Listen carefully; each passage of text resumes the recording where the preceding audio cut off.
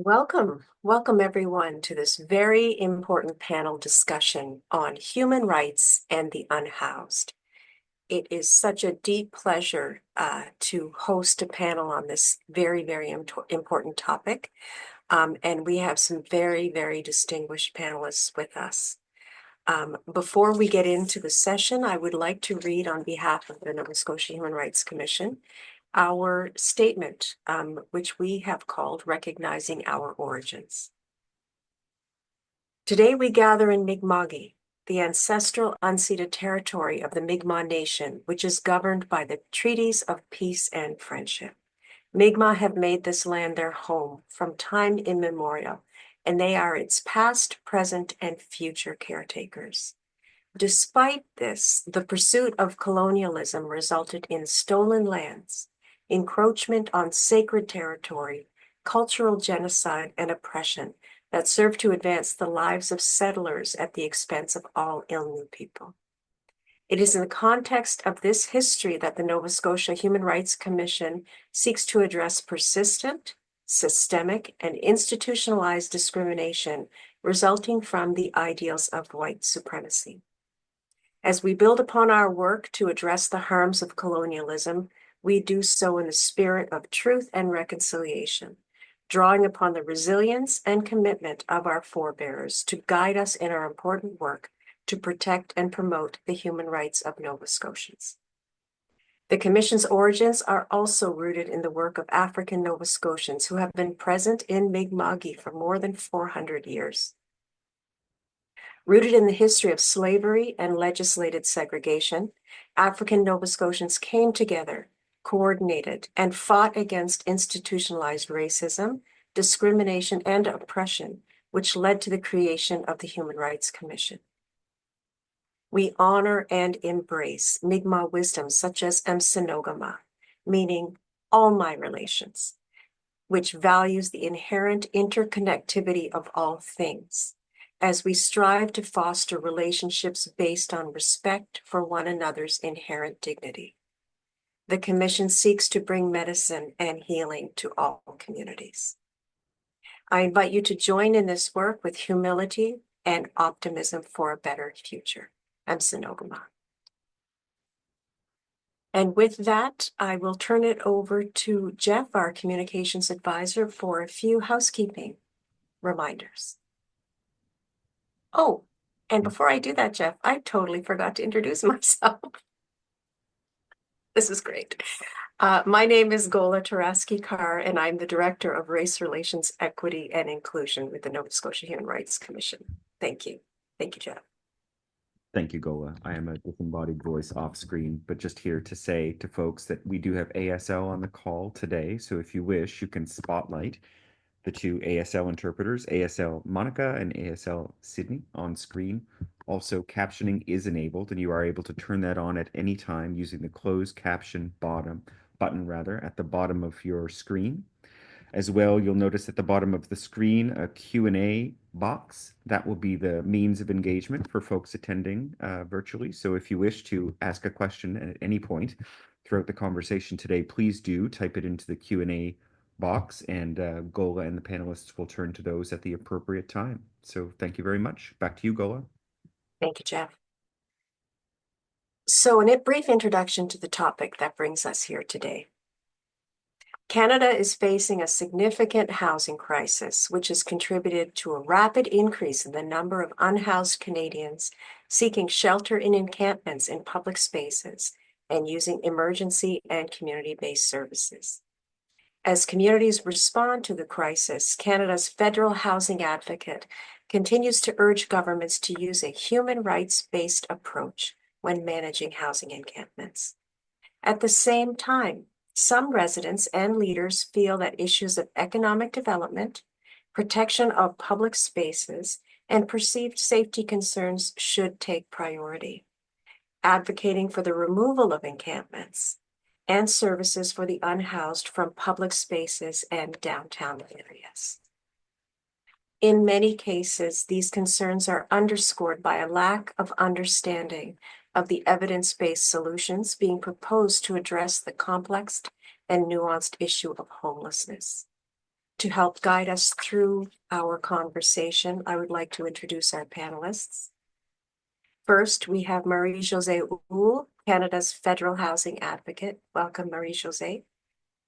We also have Erica Shea, Executive Director, New Dawn Enterprises. Welcome. We have Christine Porter, Executive Director of the Ally Center. Welcome, Christine. And we also have Catherine Leviton-Reed, Professor and Researcher, Cape Breton University. Welcome to all of you for guiding us through such a complex discussion. So we will begin with you, Marie-Josée. In your role, you have advocated that all levels of government adopt a human rights-based approach to homeless encampments. Can you talk about the right to adequate housing and the obligations all levels of government have to uphold the right to housing? Absolutely. Thanks so much for having me and welcome everyone. And I'd like to begin by acknowledging the privilege of joining you for this discussion from Treaty 6 territory and the Métis homeland and the Métis Nation of Alberta Region 4, colonially known as Edmonton. And I acknowledge that this land as the traditional territories of many First Nations, such as the Cree, the Dene, the Stoney, and Saulteaux, and the Blackfoot. Um, the reason why my own land acknowledgement is very important to me is because, um, you know, a housing crisis is also an Indigenous crisis, and I'm going to get to that a little bit later. My role as the federal housing advocate is to be an independent, nonpartisan monitoring mechanism for the right to adequate housing in Canada. And my mandate is detailed in the 2019 National Housing Strategy Act. And I'm approaching the end of my first 3-year term in February, just coming up here.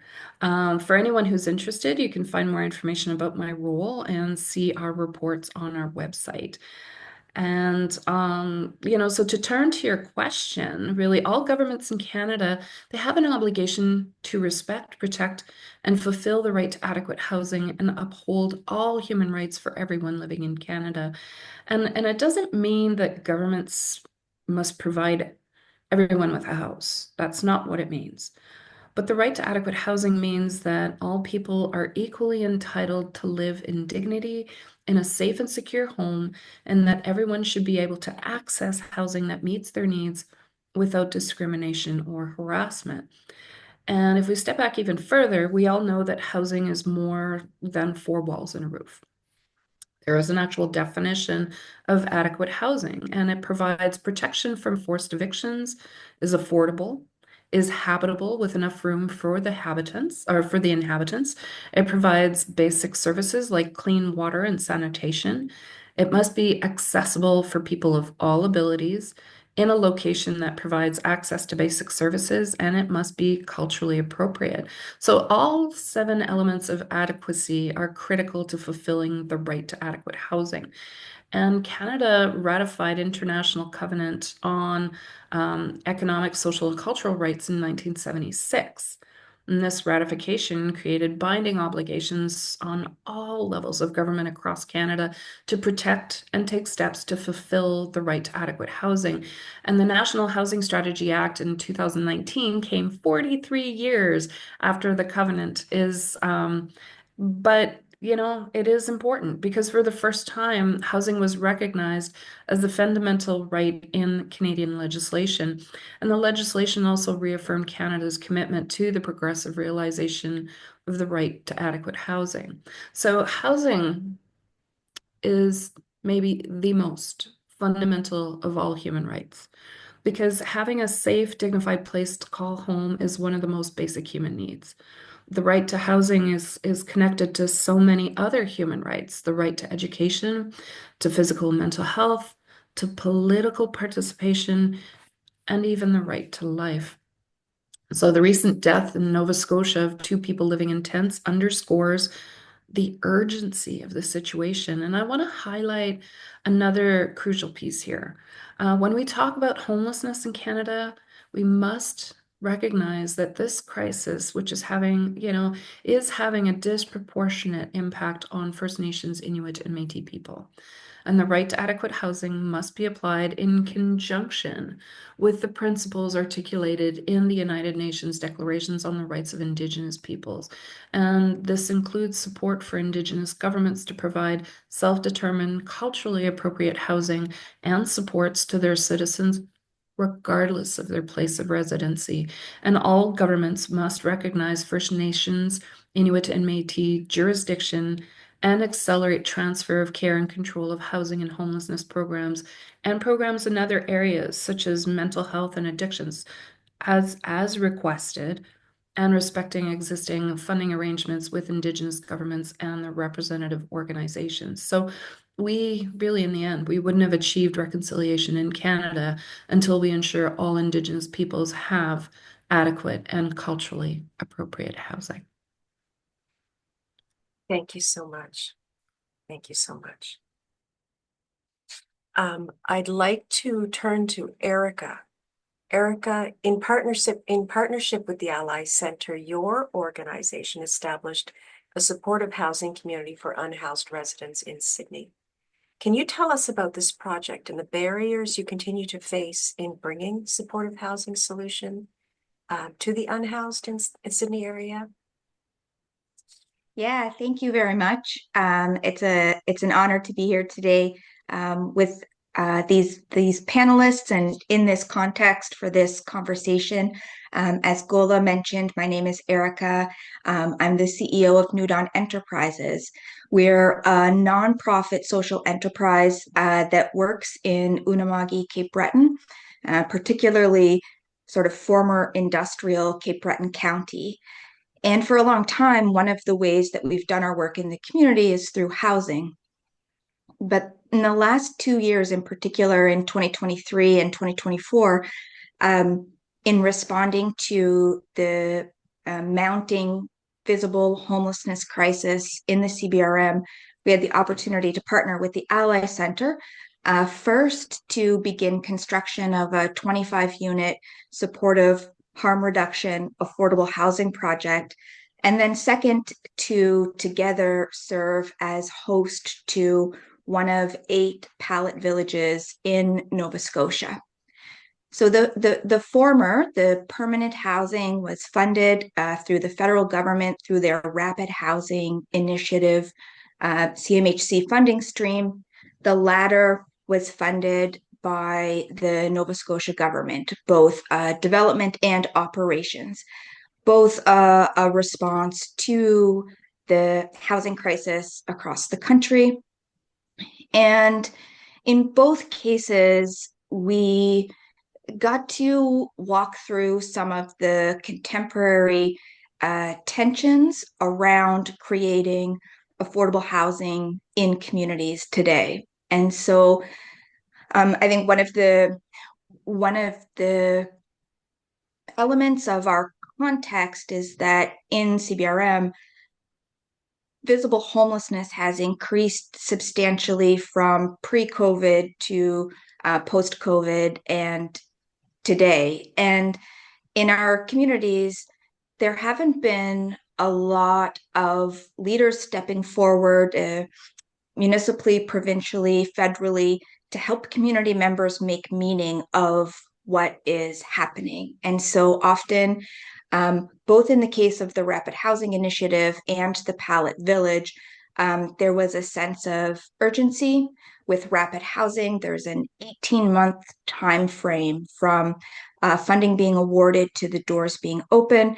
The Pallet Village was a rapid deployment transitional housing project intended to get people off the streets as soon as possible into safe, warm, private accommodations that could and have saved lives. And so we found when we walked into the spaces of community engagement, we carried a really different understanding of what that community engagement was going to entail. And so some of the themes that we heard in those sessions were, when do we get to vote on this?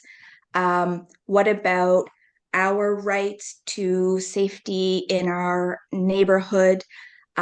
We've worked so hard to improve the conditions of our community, and this development is going to ruin that.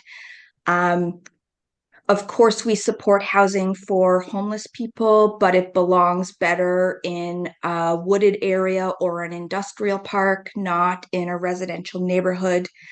Um, and in, often these projects being pitted against other really important social and economic needs.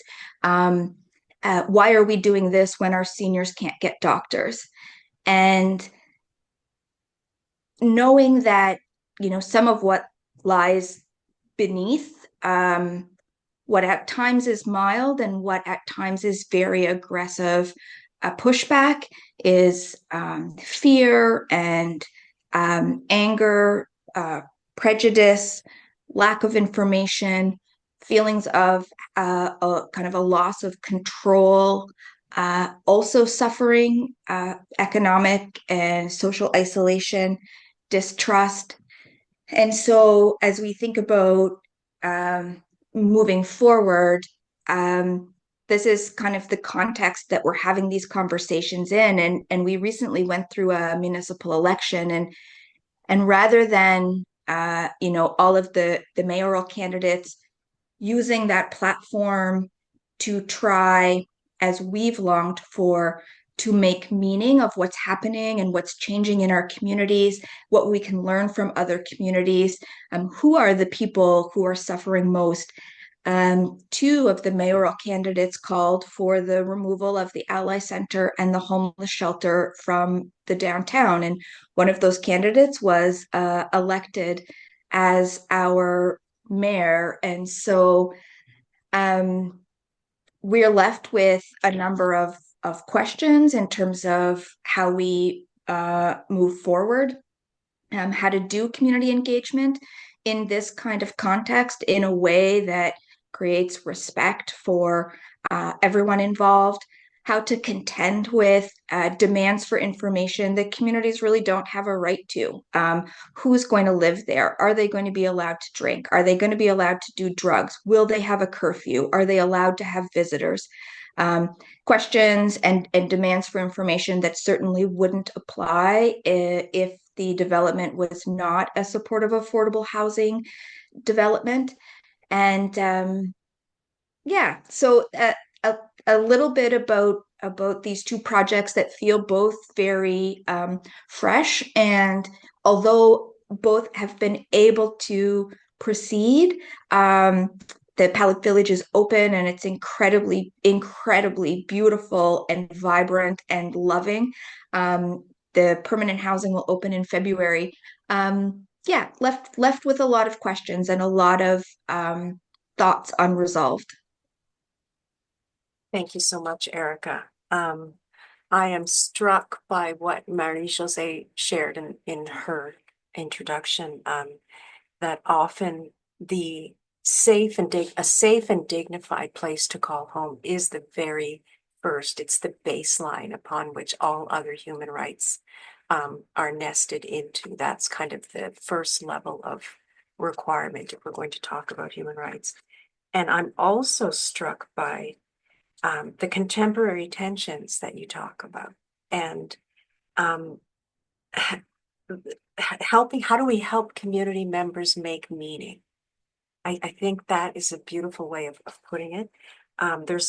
You mentioned a lack of education, a lot of emotions, and even to the point of pitting certain groups against other groups. What about our seniors? Etc. Now, I hold that all of that in contrast to your sharing that the Palette Village is a beautiful community.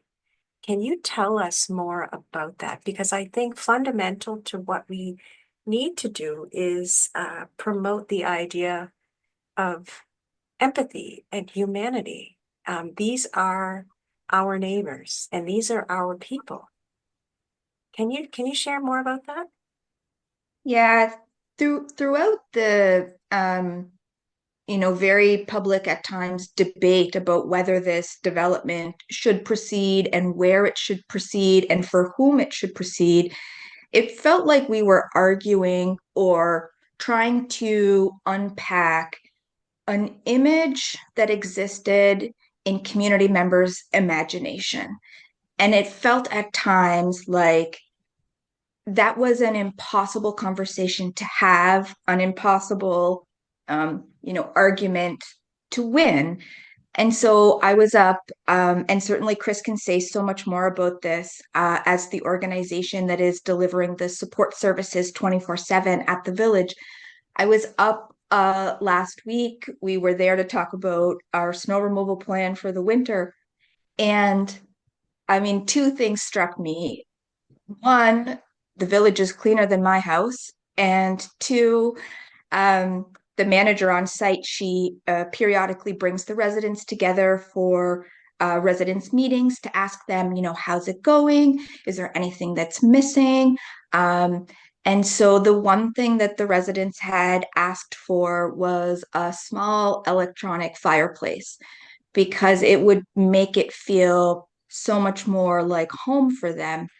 And being up there, and as we pieced this project together over a period of about 9 months, our goal was to create a place that felt like home as soon as you walked through the door. And it was so remarkable to walk through the door, and that's immediately the impression and the emotion that you're struck with. This is a beautiful home for people who have, for long and short periods of time, not been given the opportunity to have a place that feels safe, that feels like community, that they can sustain, and that has people who love and support them as they think through what comes next. What does tomorrow hold for them? Yes, thank you so much. Thank you so much. I move now to Christine. Christine, the Ally Center provides health services, housing support, a food bank, and other supports for those who are unhoused. Can you tell us about your clients and what people should understand about them? Who are they? What don't people understand about them, particularly those who are calling for their relocation? So it's important to know, first and foremost, that the Ally Center is a harm reduction organization. So we also have a overdose prevention site right on site and needle distribution program, along with all the health services and food bank and drop-in center and all those wonderful things. So prior to the Pine Tree Park Pallet Village and very soon Eleanor's Court, people had absolutely nowhere to stay. And the Ally Center, which has never really, dipped its toes in housing prior to this, we've seen no other choice because there were so many that were unhoused, visibly unhoused on the streets, and just unhealthy and just getting through the days. And really nobody else was kind of stepping up to the plate for these folks in particular. And when you ask who these folks are, well, human rights are for everyone. But for these folks, a lot of people feel that, human rights don't apply for some reason or other. So we had to act as a overnight shelter. Cots would go down at 8 o'clock at night, and cots would come back up 8 o'clock the next morning, so we could resume our normal operations, which is 75 to 100 people coming through our doors daily for all different types of services. So it was quite and being downtown Sydney, it was quite disruptive to our normal operations. But downtown Sydney just did not understand and still don't understand that this was a temporary solution to what will hopefully be, more than just the Band-Aids that we could have in place at the time. So, yeah, so the folks definitely that required our services have, I don't know if you're familiar with the vulnerability assessment tool, but they all score very high in that assessment. So, there's all kinds of issues, mental health, addictions, and just intellectual disabilities and disabilities in general. And they weren't fitting into the normal shelter system at all. So, those were the folks. And yeah, it was great joy to us when we could say, okay, we're now going to move you folks 35 up to Pine Tree Park, Pallet Village. And it was like heaven to them. The thing is that the disruption in the downtown, which Erica spoke about, and, became a political platform for people to close the Ally Center down or move it or whatever their agenda is. All it took was a little bit of patience, right? A little bit of understanding and a little bit of compassion until we got to that point where we could make it right for the people who really, really needed it. So now they're up at Pine Tree Park and they have, it's not in an ideal spot, which, but we made do. We thought it would be a lot worse than what it was, but when we first went up there to visit, take folks up for their initial, this is where you're going to live. And we had an open house type of thing. This was even before it was open. It's in an area that is so quiet, and you're so used to being in the downtown, and the sirens are going, and the cars, and the exhaust, and everything. They were just in awe of how quiet and peaceful it was, and they were really looking forward to it. Although, Cape Breton has the worst transportation system, I think, in all of Canada. It's really, really bad. But they all have bus passes and they're able to come in and they're quite content in their harm reduction housing that's available to them. And so when we were getting asked in the interim while we're waiting to put these things in place, well, will they be allowed to drink? Will they be, well, it's harm reduction housing, and we accept people where they're at with non-judgment and give them dignity, which is central to human rights, right? And housing is central, and dignity is central to housing central to dignity. So I think that, it all worked out in the wash. I don't know what lies ahead for us with the new municipal government, if we're going to continue to be, asked to move, or I don't know where our rights are as far as all that goes, but I think we're okay where we are. Anyway, yeah, things are working out well, and it is a beautiful community. And I say community because that's exactly what they formed up there. You walk in the morning and they're all cooking for each other. They're doing dishes together. And New Dawn really outdid themselves in the design of the communal building and the space itself so that they would feel comfortable and at home. And the majority will be moving down to Eleanor's Court, the RHI building, which is something that they really are anticipating. But right now, just the ability to close their door and do whatever they want in the comfort of their own little place is wonderful to them. Yes. Thank you so much, You're Christine. welcome. I have a question. What I'm noting here is a little bit of a disconnect. And it's maybe a disconnect between who we think we are as Nova Scotians, which are a kind, generous, caretaking people. And that's certainly been my experience. Whenever there's a problem in the community, we often pull together and we're so closely connected to each other. It's that sense of obligation, I think, that Jose points to in her report. But then I'm struck by you saying that, so we have that, but then it's also as if human rights don't apply to this particular group of citizens. And then I'm also struck, and Erica, this is also for you or Christine, about the privacy implications that you describe in terms of the intrusive questions. For example, would we be able to go into a neighbor's house and ask if they've been drinking or who they spend their time with? And what do you think? So Christine and Erica, what is this disconnect here? Why are we disproportionately intervening in our neighbors' lives, I guess, to put it that way?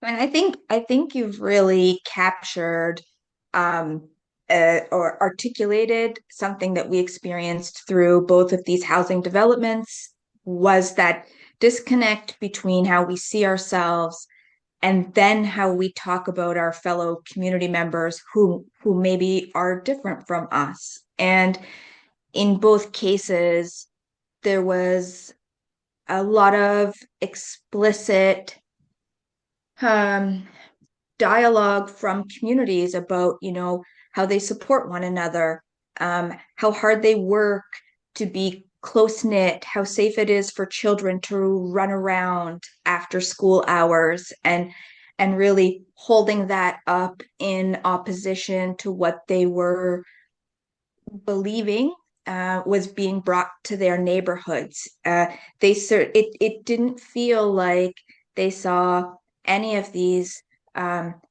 clients or community members who were unhoused or precariously housed as part of their community. They were very much an other. And we heard multiple times, and this is not new in 2023 or 2024, this has been something that's been said on the island for many years. People believing very, very deeply that the unhoused have been bussed in from Halifax. And so really that they've been bussed in from Toronto, they've been bussed in from Halifax. We know this, we've been told this. So-and-so who works here confirmed that it was true, that they're given bus money, put on buses and sent to Cape Breton. And so, I mean, the mental work that is being done to these individuals is shocking. And Chris has had, while we were going through this experience, multiple drones being flown over the Ally Center and the homeless shelter to try to capture criminal activity going down, to try to amass some evidence that would confirm the beliefs around the criminality and undeserving nature of these individuals. And I mean, so far we've had one drone encounter at the Pallet Village, and the manager up there shut it down very quickly. But just absolutely no regard for privacy or whatsoever. And again, no one elected or at senior levels of government stepping up to say, this is illegal. You are not entitled to this information. Zoning bylaws set out what kind of developments can go where, and you're not entitled to information about who is going to live there and how they're going to live.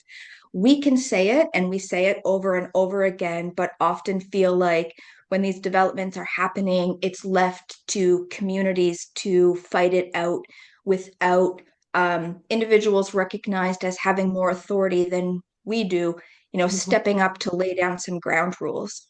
Yes, thank you. Anything to add to that, Christine? I know it's a very complex issue and we could talk about this for a full day. No, I think Erica did a fine job of summing that up. Thanks, Erica. Yes, okay. Well, that takes us beautifully into the next question for you, Catherine. Public discourse about homelessness and encampments often centers on a not in my backyard or NIMBY attitude that is rooted in misinformation about solutions to homelessness. What does the research show? What does your research show regarding community-based services to homelessness? Thanks, Gola. And I think folks are going to start to hear some overlap here, but I think that's actually a really good thing. So I guess what I want to share with folks is just some research findings from different projects I've worked on in the CVRM around experiences of homelessness during the pandemic, and interviews I've done with low-income tenants who have either experienced homelessness or who are at risk of experiencing homelessness. And I've also done some work locally on tracking how affordable housing makes a difference in people's lives. So I'm going to share all of that with you briefly today. So I think the first point that I want to make is that our nonprofit organizations locally, of course, this is true across Nova Scotia, they're really at the forefront of responding to people who are living in poverty in our communities in times of crisis. So it's our nonprofit organizations that are on the front lines. They're the ones with the intimate knowledge and awareness of the experiences of people who are living in poverty, people who are housing insecure, and they're the ones in collaboration with people who are living in poverty who know what the appropriate responses are. So it's sometimes hard for us to see this, I think, in our day-to-day lives. It really came out during the COVID-19 pandemic. And so the Ally Center was a leader locally, their staff, their volunteers in providing people with some of their basic needs.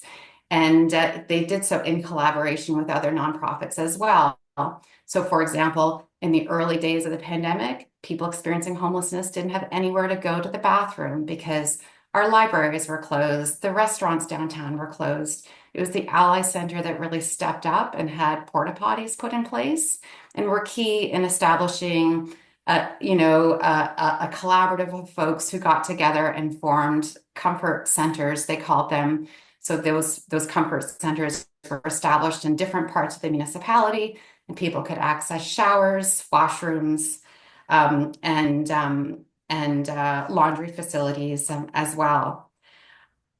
No one else stepped up in the very early days of the pandemic. It was the nonprofit sector that did this. So I just wanted to share a quote with you from a research project I did on this.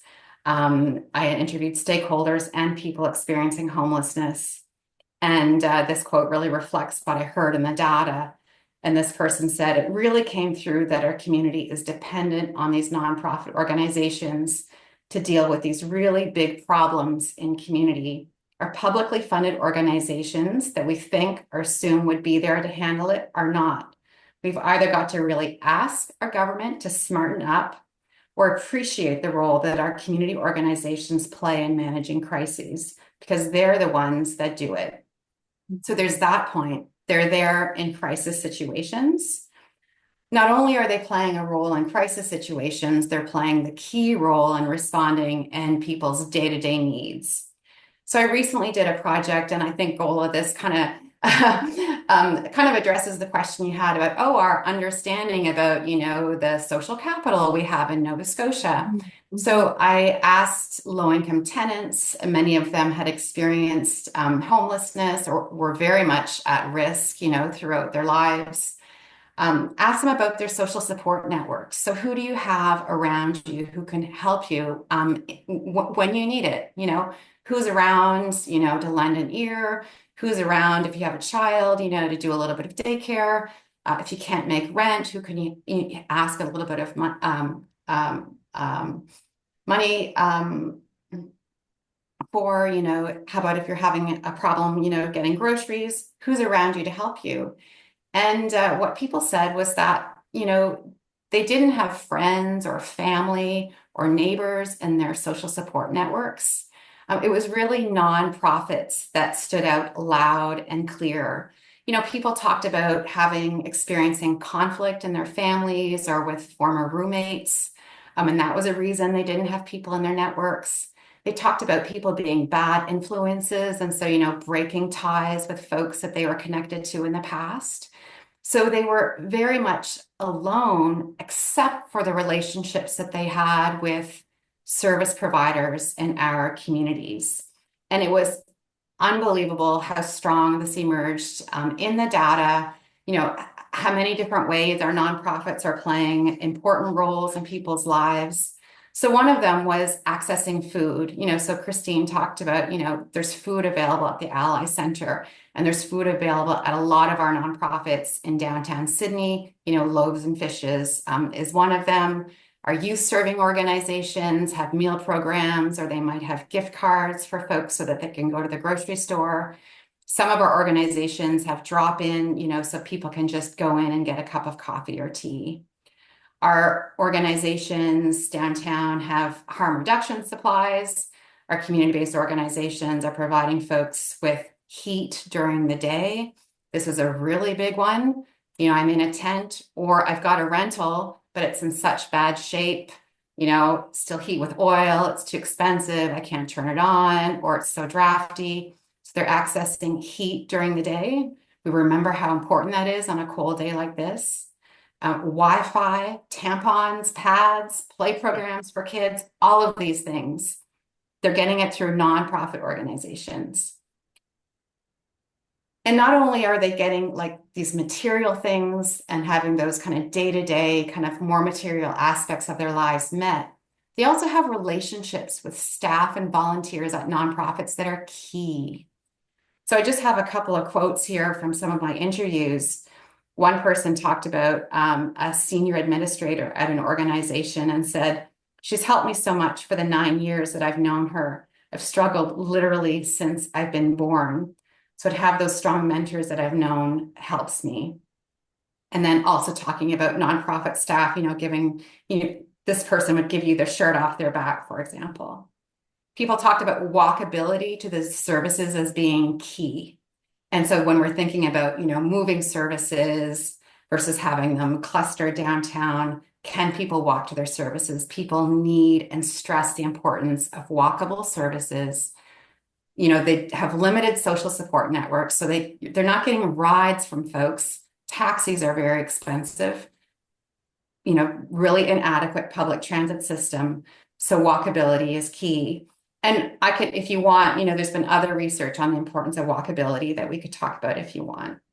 And then I guess the last thing is that, there's really a range of services in the downtown area that people are accessing. So it's not just one or two organizations, it's many organizations, including the library, including Loaves and Fishes.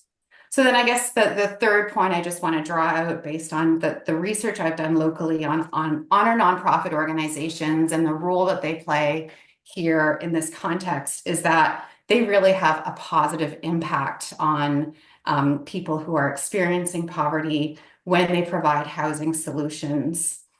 So we know that nonprofits tend to develop the housing that's most affordable for folks, like Eleanor's Court, where people are paying less than 30% of their income on rent.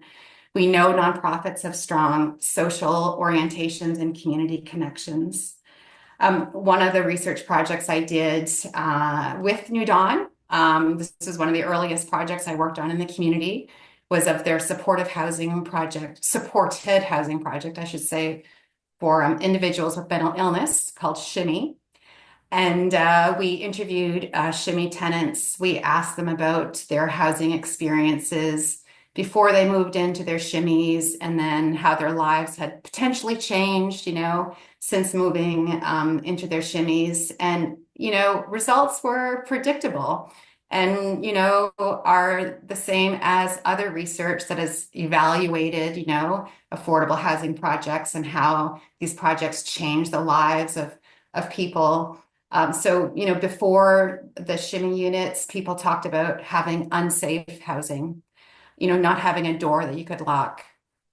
They talked about very, very poor housing conditions. They talked about not having the opportunity to live normal lives. They talked about constant stress and worry. And then with this innovative housing project developed by a number of nonprofit partners in the community, they talked about having a sense of self-worth. They talked about being able to do things in their lives. They talked about how appreciative they were of being able to, lock their front door or be in a building with a front door that was locked. And so just a couple of quotes from those interviews, people said to me, for example, I don't have to deal with that anymore. And it's a big, big relief, a very big, big relief. And someone else said to me during one of the interviews, I feel good about myself and I can do things with my life. Um, Again, I'm coming back to the initial baseline of safe and dignified housing being the basis for all human rights. And I remember a story told to me once by a friend who worked with the homeless community. And he said, you would never understand the comfort of just having a place at the end of the day to take your shoes off. Just taking your shoes off, wiggling your toes, letting your feet get some air. It's this basic human thing. One thing that you spoke about, Catherine, is the decline. Maybe we're stuck in the past. Maybe we do have an idea of us caring for our neighbors. But what appears to me is that there's a decline in our historic or traditional social capital or connections between people. And that's common in modern society. So the organic links and relationships are no longer there, and they've been taken, thankfully, up by not-for-profits. The second piece that I'm struck by is the walkability factor. And the need to be so close to clusters of resources, not just resources, but also relationships. It's like moving out of your community with the people that you can count on. Can you say a little bit more about the research on walkability? Because I think that this whole, do we have to put the housing here? Can we move it? Could you talk about walkability? Sure. So I think that walkability does come up time and time again in local interviews with tenants. So what do they appreciate about their housing? What is it about their housing that needs to be improved? Being able to just, on their own, independently access a community-based organization without having to find a ride or, take a non-existent bus is really key. I think so, just thinking about some recent research that was done in the US around decentralizing a larger shelter that was located in the downtown. They created 3 smaller shelters instead that were scattered across the city. And all of a sudden, transit emerged as a critical issue for those wanting to use the shelter, but also wanting to go from the shelter to access other services that were located in the downtown. So huge barrier, decentralizing and relocating the shelter definitely created barriers for folks as far as accessing services in the downtown. And this research was from a large American city where presumably transit is better developed than transit in the CBRM. So I can't imagine what would happen if you took some of our key nonprofit services out of the downtown. The other thing is that they looked at access to downtown services once this decentralization took place for particular kinds of people. And for people with disabilities in particular, it emerged as problematic. So I think Christine was describing, people who use the Ally Center. Many of those folks have disabilities. And so it's particularly hard for these folks to access the kinds of transit services that they need to get them to the downtown. And when you think about persons with disabilities, you bring to mind the intersections of identity. Mhm. So I think, Erica, it was you who mentioned our seniors need this. Don't we have seniors that are also unhoused, right? And so I think the appreciation for the differential impacts and identities that fall within this group called unhoused, I think that's important for the public to know as well and think about. I would like to come back to you, Marie-Josée. In February of this year, you released a report following a year-long review of the encampment situation across Canada. This included a series of recommendations calling on the federal government, provinces, territories, and municipalities to adopt human rights-based approaches to encampments. Can you tell us what municipalities and other levels of government should be doing to ensure the rights of the unhoused are respected? What should we be doing? Yeah, thank you so much for that. And, first of all, I want to say that everything that I'm hearing so far is just so incredibly sobering. And thank you so much to all the panelists for the incredible work that they're doing. In my role as federal housing advocate in February of 23, I launched my first ever advocate-led review. And as you said, it focused on the human rights situations of people living in encampments. And during my review, my team and I consulted directly with people living in encampments. We looked at local community advocates, Indigenous governments, and representative organizations, as well as duty bearers across all governments. And we received over 350 submissions from individuals, organizations, and municipalities across the country. And I delivered my report with the recommendations the following year, so February of 24. And I'm now engaging in the monitoring and the follow-up on the recommendations. So my report documented the systemic nature of human rights violations associated with encampments. It's very important to talk about the systemic nature and to really recognize that, because everything I'm hearing from the panelists is all about, without saying it, it's about blaming the individual, right? You're talking about othering. You're talking about, people deserve less because maybe something they did or how they are makes them less deserving. And the beauty of looking at a systemic issue is you're looking at the failures of the systems we have in place. And that is what we're addressing. So it's the failures of governments to act, but we're creating a tool for government to understand their obligations and to help them know where to prioritize acting and investing. So it has nothing to do with the failure of the individual. And that is first and foremost, I think, of what people need to understand. It's not a personal failure. Homelessness is not a personal failure.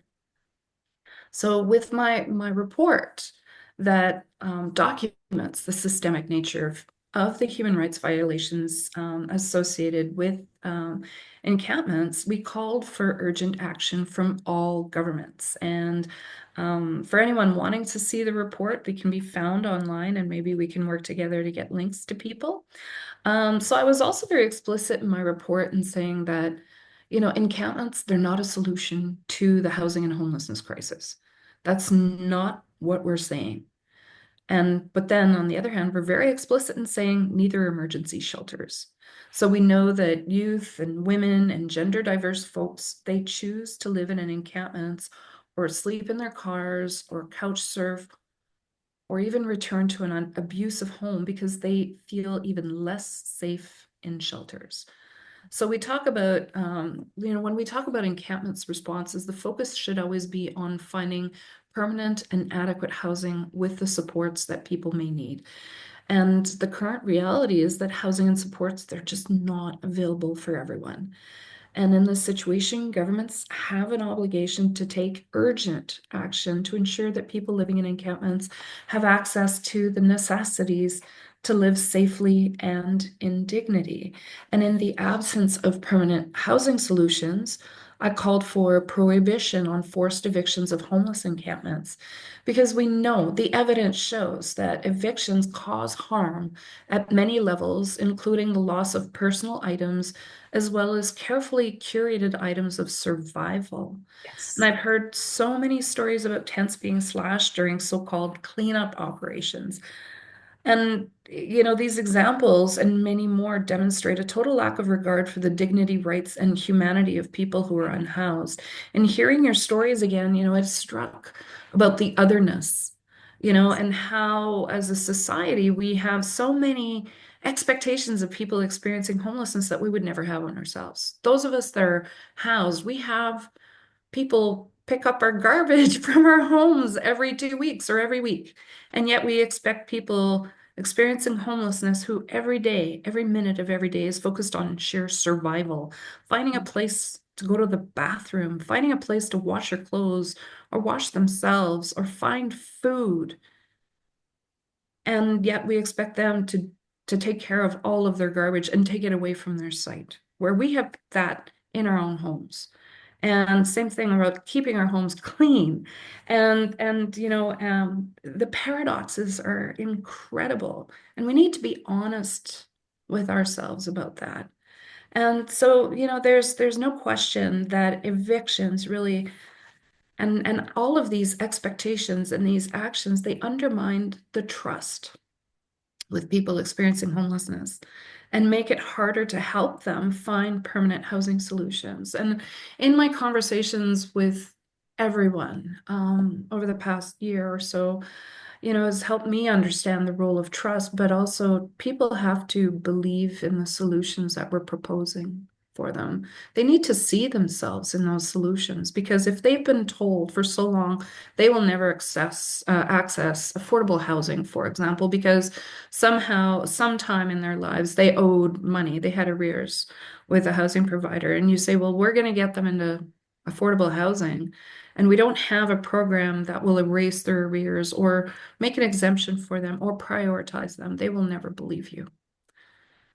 It is about trust and having real solutions for people so that they see themselves in those solutions and that they can finally relax, call it home, take off their shoes, be able to lock a door, and not worry about what's going to happen to them that night, the next day, the next week, that they're going to be safe. And then that they can start thinking about the next things in their lives.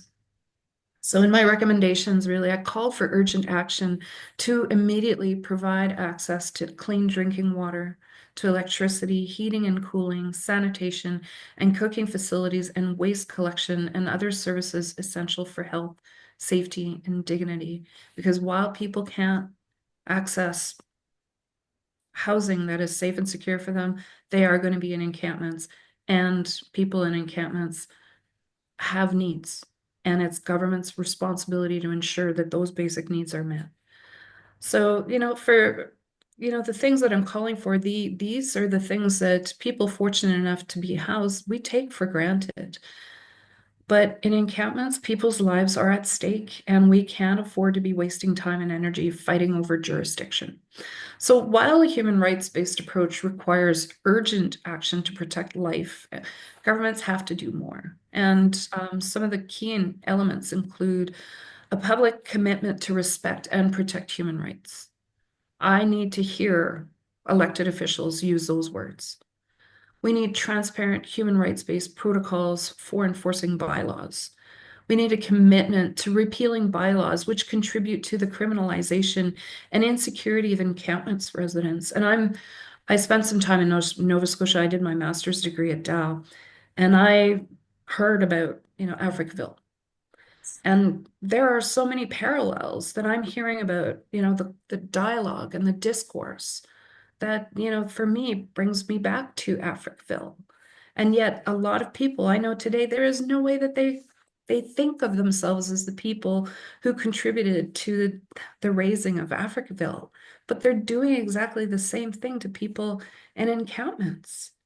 And so it's these situations really are getting to the heart of a fear in people that are housed. And we need to be able to address that in a very honest way without, telling them they're bad, but to understand their own fears and get over it. So we need meaningful engagement of encampment residents in the design and implementation of decision-making and evaluation of human rights-based community action plans.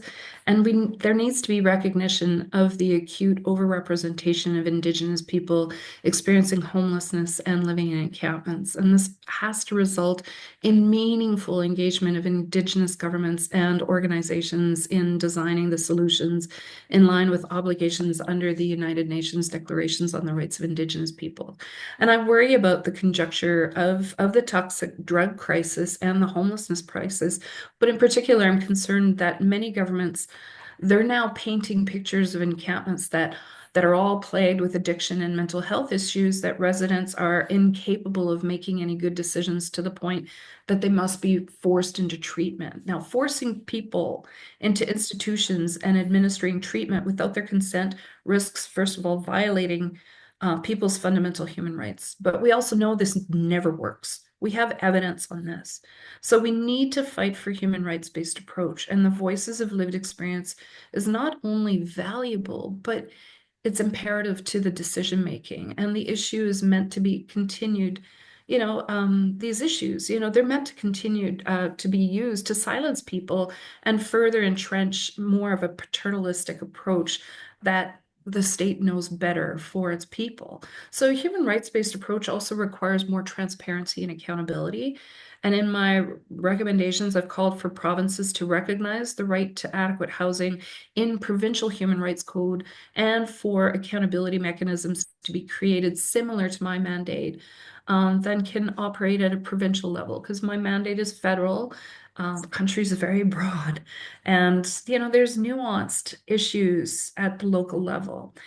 And there's no question that local governments need support from other levels of government, and also often lack the powers and resources to respond adequately. So, and nevertheless, though, they also have the obligations, and they need to work with the nonprofit sector. And I've heard a lot about this during the presentations today. So to support the implementation of my recommendations, I published a fact sheet that includes all recommendations that are aimed at municipal government. And so these are available through Homeless Hub. And again, if you contact I'm going to put this on you. Yes, we might. That we can Take it. have people reach out and ask for this sheet. And then also, I recognize that municipalities, they need coordinated support from both the federal and provincial governments. And I heard from many that even when the resources are available, they need to go looking from different levels of government and different departments. So things are not available, they're not easily found, and that creates an incredible burden. And then it also creates the perception that if there's no uptake, then there's no need. And there's a paradox in itself as well.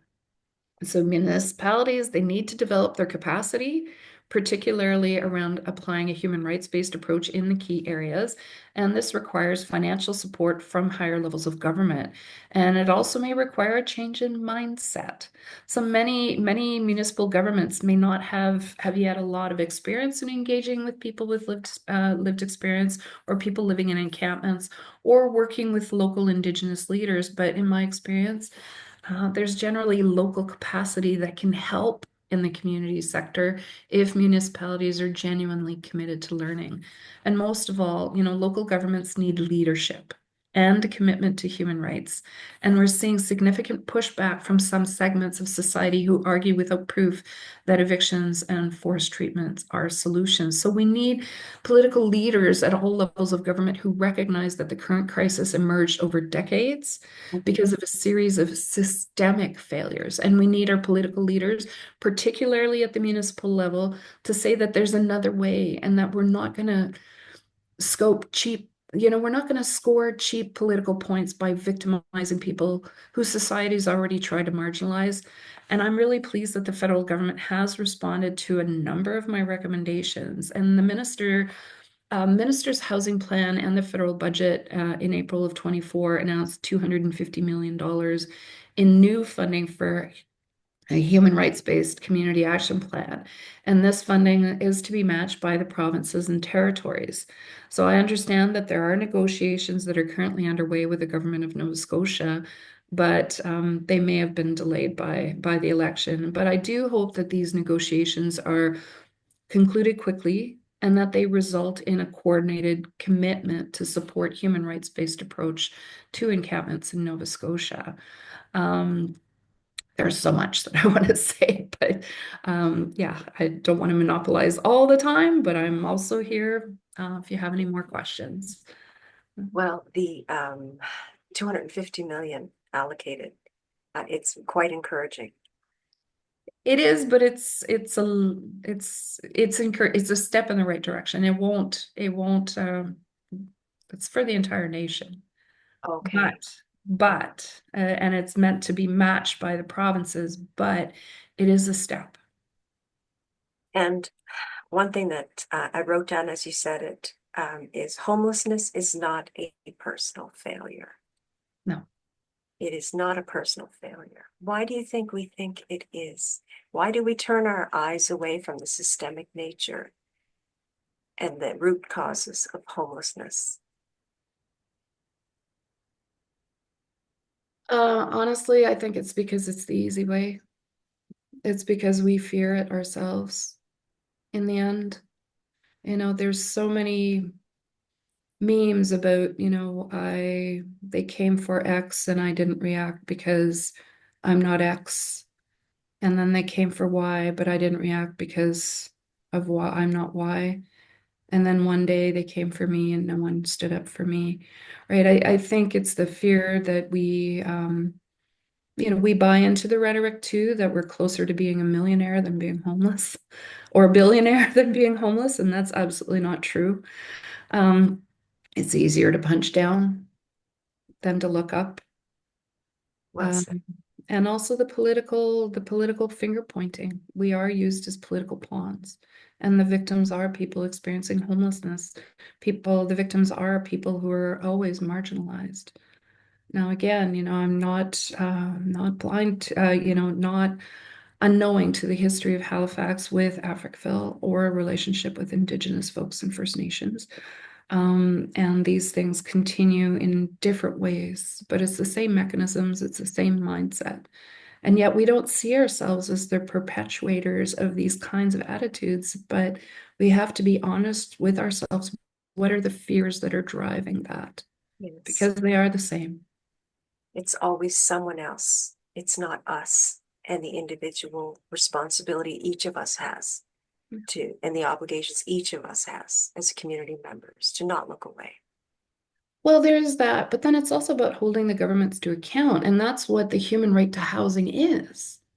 Instead of punching down on people experiencing homelessness, as citizens, we have first and foremost responsibility to hold our governments to account to that. And that means, ensuring that they are having adequate solutions. And if we're worried about garbage, then or worried about bathrooms, public bathrooms being trashed. Well, if anyone's been to an airport, how many times are the airport bathrooms cleaned? A lot, because they get used a lot. And so then why isn't there a budget for the public bathrooms to be cleaned a lot? So who's trashing the bathrooms? Well, they get trashed because people use them. It's not the other people or those people use them, therefore it equals. But then also when people have no choice than to clean themselves in bathrooms or try to wash their clothes in bathrooms, they're maybe not being used for what they're designed for. So we need other solutions. And it's the same thing we tend to be paternalistic around people who have disabilities or intellectual disabilities. But what we really need to do is look at the root and say these people need supports. These people need housing that meets their needs. And they need emergency services that meet their needs.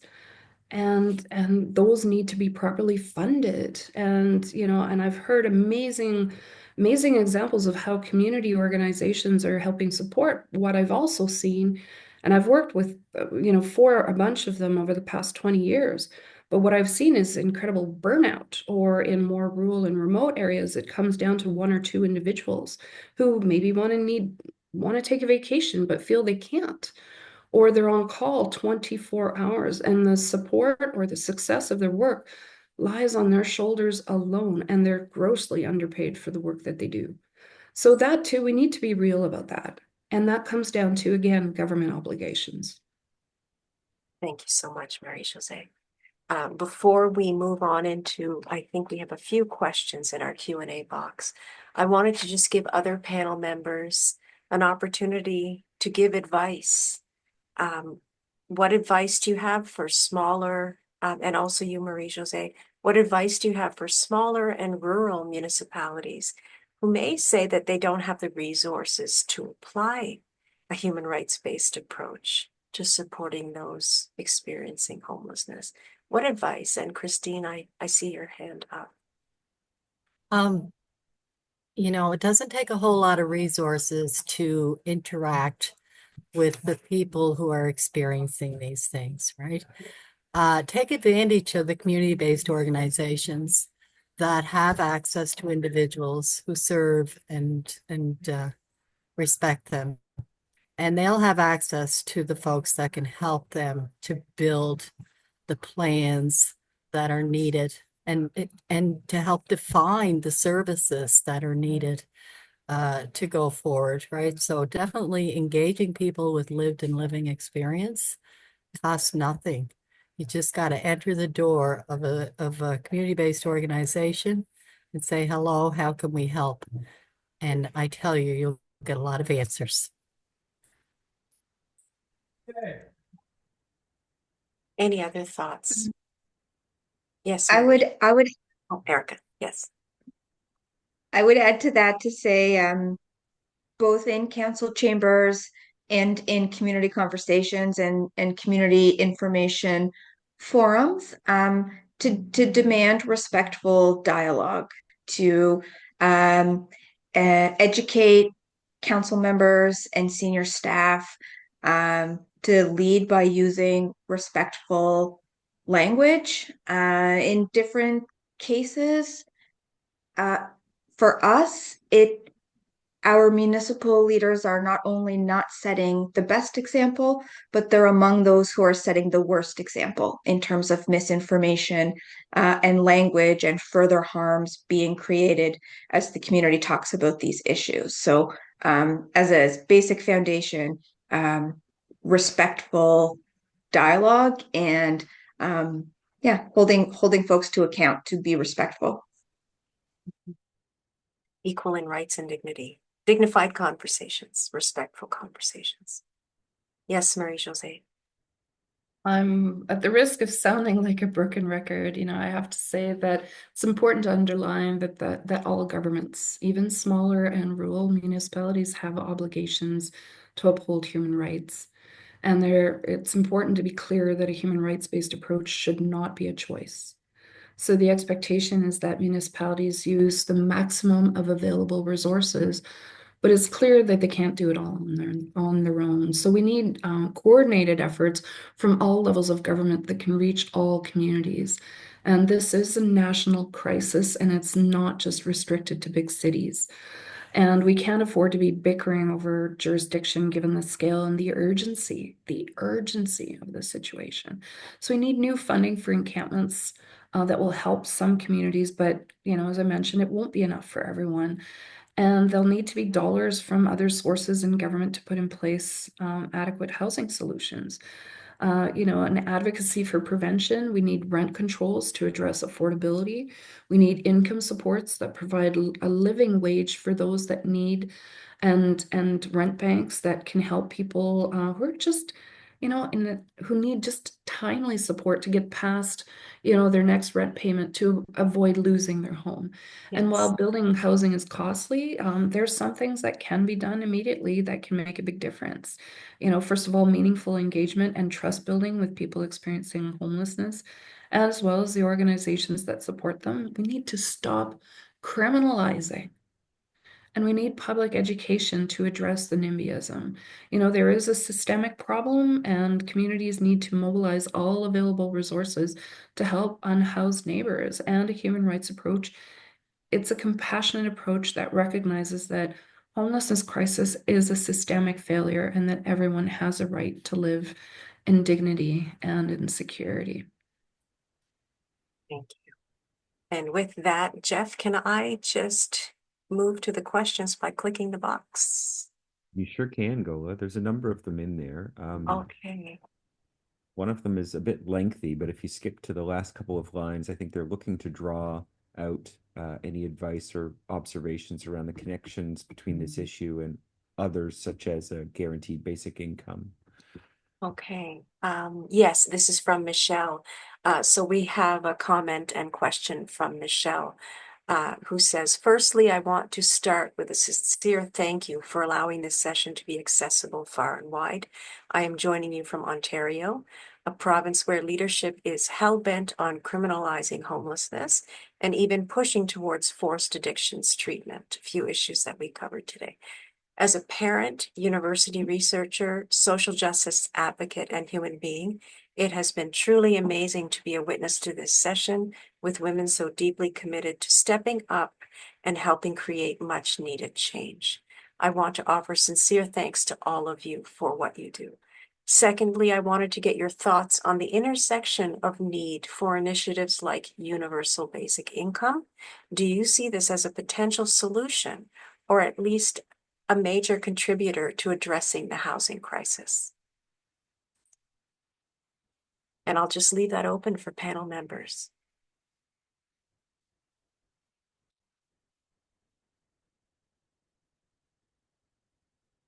Yes, Marie Jose. I think it has potential to address some of the issues, especially when it comes to housing loss prevention. And it's not a silver bullet. It's not just one thing that needs to happen to solve the housing crisis in Canada. It's multiple things, but universal basic income is one.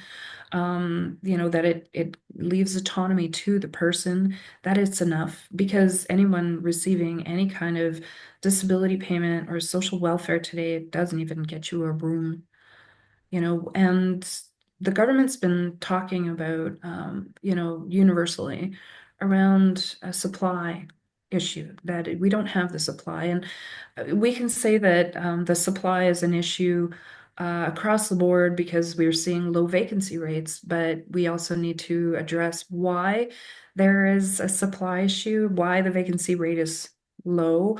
Part of it is because there's a lack of supply, or even the adequate, the right kind of supply.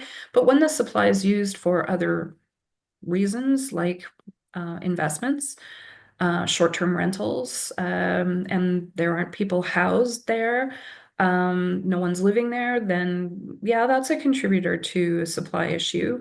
And then we have to make sure that the supply still meets the definition of adequate housing. And that's different from everyone, so some people will need the additional supports in addition to basic income. And some people will need, accessibility, whether it's, to address mobility issues, or people who are hearing impaired or visually impaired, or have other forms of disabilities. And without that, basic income it'll help, but it won't address their immediate housing needs. So it's a start. It really is a start from my perspective. We go now to Tara and the comment and question. You've mentioned people with disabilities several times today. Why not increase disability income support amounts to keep up with the price of housing? For example, in Quebec, the average rent for a 3.5 bedroom, I'm assuming, is over $1,700, but a disability check is less than that. There isn't enough for rent, never mind food, heat, internet, disability supports, etc. So this brings us to a very important intersection that we talked about earlier. Who would like to? Erica, thank you. I wanted to note that in Nova Scotia, we're but 30% of the way through moving individuals from institutional care into community living.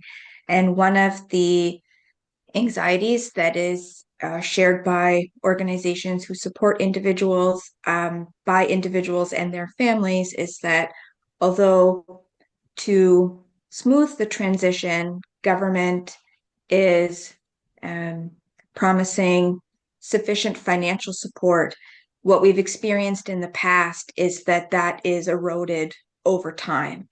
And so needing another mechanism or some part of the process to guarantee that in 5 and 10 years from now, this process of deinstitutionalization hasn't ultimately contributed to the housing and homelessness crisis, in that more folks who don't need to find themselves in that situation are now homeless. And just a comment on the previous question. Often in the work that we do, we provide Meals on Wheels. We work on, issues of energy poverty and housing. And while we're trying to design and deploy interventions that will lessen the suffering, it often tends to be at a scale that we can manage and feels like a band-aid in the absence of universal basic income. So we can get people a bit more food in the short term. We can help some people in the short term to decrease the cost of energy. We can house some people, but it does feel like sort of swimming upstream, and that at least some of this suffering that we're sticking band-aids on could be addressed at a bigger scale through a universal basic income. And to talk about systemic solutions and rooted solutions, that may be the depth that we need to go to. Thank you, Erica. One final question before we open it up for our panel members to close. Where does education come in? Both education for people facing homelessness challenges to help them understand their own right to dignity, and also education for people whose biases need to be addressed about who the homeless are. So a need for education on both sides.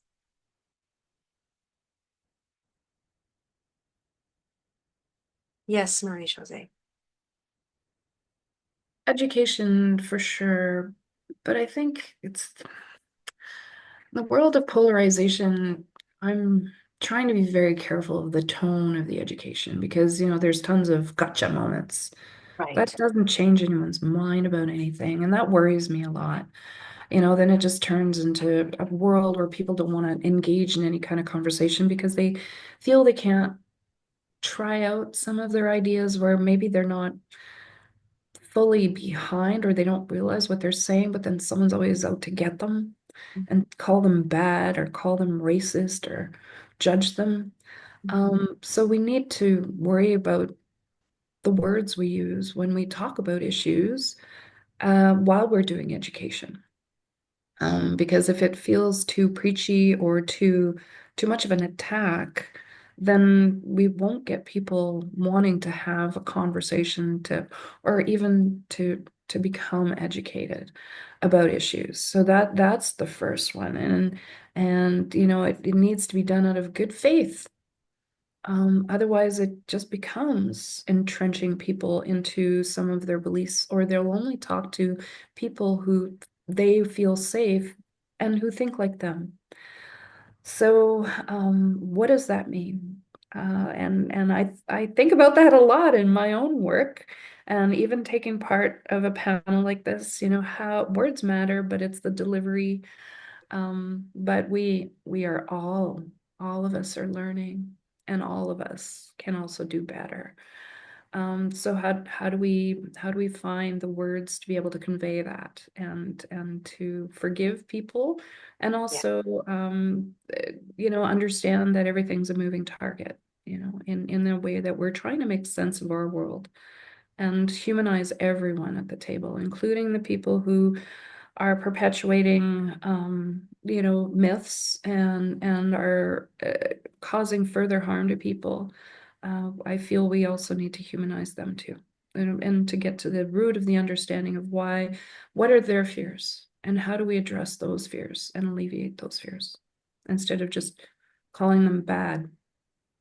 And in my experience, any education focused on any human rights issue does just that, creating the space for respectful dialogue, that empathic exchange of information that allows people to become vulnerable, to express their fears, to share their worries, so that it just becomes part of the dialogue and understanding, sharing stories. and being open to that and doing it in a way that is more restorative and not adversarial. Yes, yes. Thank you.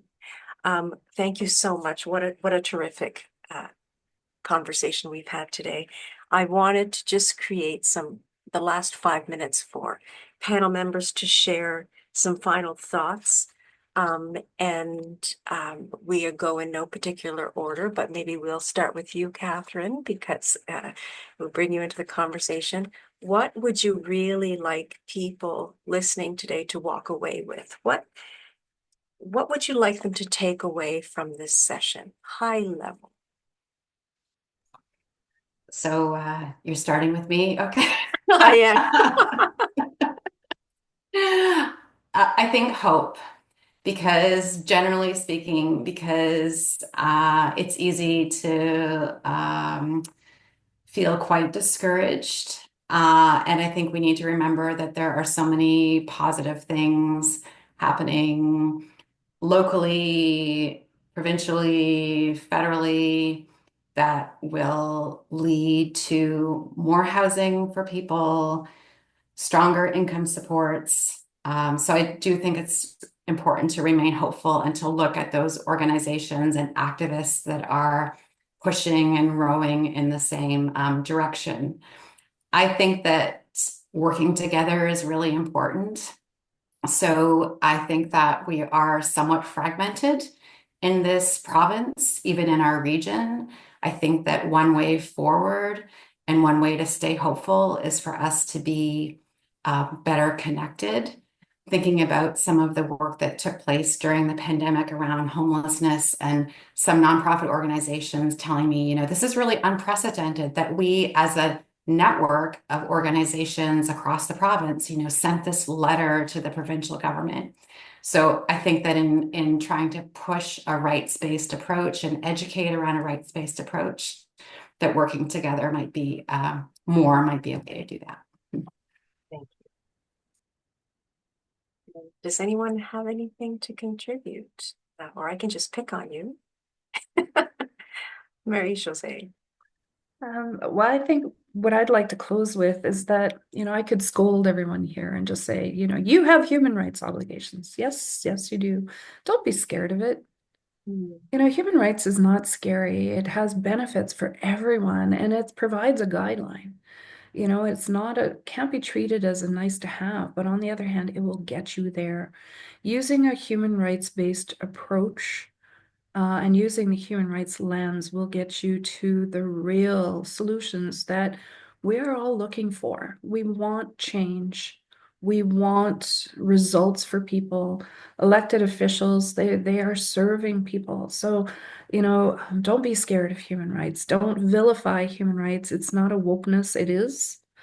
But it can also, if it's done right, can provide you with the tools that you need to be able to get to real solutions. And don't be scared about using the rights-based approach, which is putting people experiencing homelessness at the center of discussion, because they're an untapped resource and they are the experts of their own lives, and they will tell you and share with you what their experiences are, but also what the solutions are. They'll help you understand the systemic issue.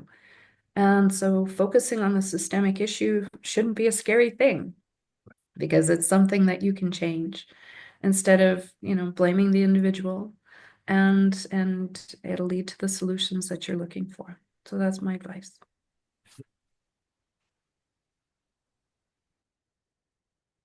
Christine or Erica, any final thoughts? Christine. I think focusing on the systemic issue is the way to go. But when the system is what you rely on as organizations, which all community-based organizations rely on, it's a very shaky ground and a scary place to be when, your advocacy work has to point in that direction, right? Yes. Because you become very vulnerable as well. So I'm Yes. hoping that the systems will work more closely with community-based organizations uh, and, take advantage of what we have to offer in the lines of access to people who are experiencing homelessness, substance use disorder, all of those things to, really get a good idea of how to tackle these issues and not leave us all kind of frightened to go in and fight for them, because often we do. Thank you, Christine. And Erica. Yeah, I feel like I've learned so much today. I'm so grateful to have been able to participate in this panel. Um, I think as we've prepared for and reflected on community information sessions around affordable supportive housing in our community, one of the things that we've talked about is being at a moment in time that is new for a lot of people, where they don't have the language and the context to understand what's happening in their downtowns and what's happening in their neighborhoods. And I would echo Catherine's comments about hope. And, it feels here in the CBRM like some of the increase in government attention to homelessness and housing has been catalyzed by the visible encampments in HRM. That governments are being forced to rethink and increase investments because of the organization of people who are unhoused. And I think, I really hope that we're able to look back in 10 years and say that in this moment, we were able to come up with solutions that were very human-centered and responsive and dignified and beautiful, and have kind of created the next generation of housing developments that keep people at the center. That's the silver lining of this moment, that we're trying to understand and respond to. Thank you, Erica. Final note, many of the resources and the reports mentioned today will be available on our website, and they're actually located on the page that houses the link and the upcoming videotape of this session, which will be available in about 24 hours. And I just want to thank you. I too have learned and grown as a result of this session. And I am hoping that this session itself will be that spark to ignite greater community and government process of making meaning. I really love that, helping each other make meaning out of this important issue of human rights and the unhoused. I think we've just begun the journey together, and I hope that we keep the conversation going. So with that, I'd love to thank you all. Thank you so much. I know our audience, there were so many questions, but unfortunately we could not get to them. But this is not the end of this conversation. Thank you so much. And Jeff, with that, any final words? Nope. Thanks everybody so much. Okay. Lovely to see you all. Thanks so much for having us. Take care, Thank you. everyone. Thank you.